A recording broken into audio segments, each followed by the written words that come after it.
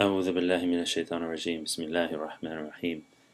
Assalamu alaikum wa rahmatullah. This is Ed, and I'm from cleanslates.net. I wanted to offer some advice to my fellow brothers and sisters during the time of the Prophet Muhammad ﷺ cartoon controversies.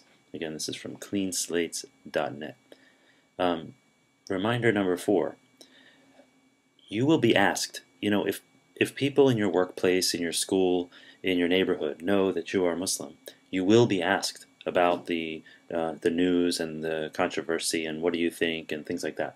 And people have different intentions for asking you, but if you are the one person they know that's a Muslim, then you're going to be asked to sort of speak for the Muslims, and you need to be responsible when you do that.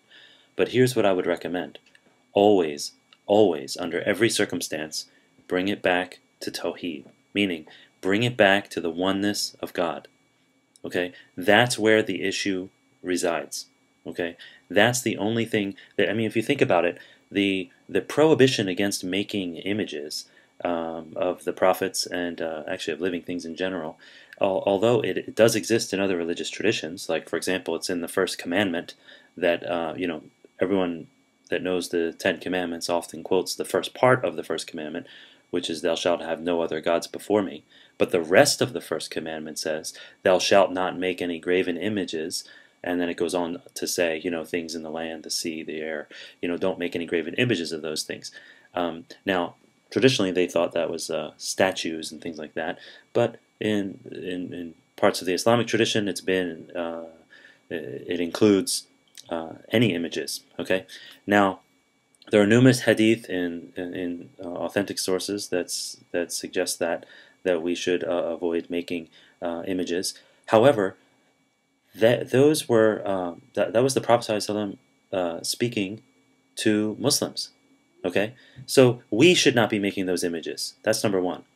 Number two, even though it's in other people's religious traditions that they shouldn't be making images as well,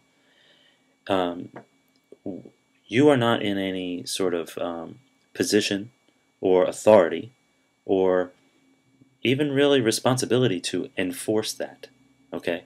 This is something that instead they will be questioned, just like you will be questioned on the Day of Judgment. And whether they make images or not make images is not what will save their souls. It's submission to that one true God. So bring it back to that. And some of the wisdom behind the prohibition of making images is that in the past, when people have made images of either prophets or people they call saints or other righteous people, when they've made images of them, there became sort of an idol worship of them. And actually you see the same thing happen nowadays with sports figures, major political figures, etc. So it all goes back to some of that wisdom behind the prohibition. That if there are images of great people, then those images, you run the risk of people praying to those individuals, asking those individuals for help, making shrines and things like that around them, things which are clearly prohibited under monotheism. Okay, so anyway, there you have it. That's where it's coming from. So whenever you're asked about this, don't get into, he said, she said, or, and certainly don't get emotional.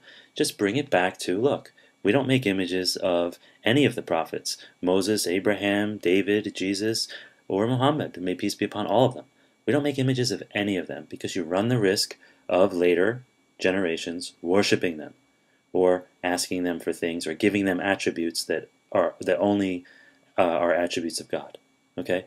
Just bring it back to the worship of one God. The worship of one God is the only thing that will save someone's soul.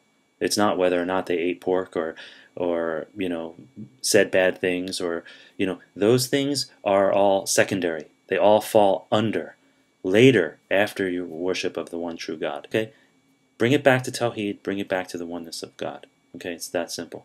Okay, so again, this is part of cleanslates.net, advice for new Muslims and for people that are rediscovering Islam, and I hope you found it helpful. Assalamu alaikum wa rahmatullah.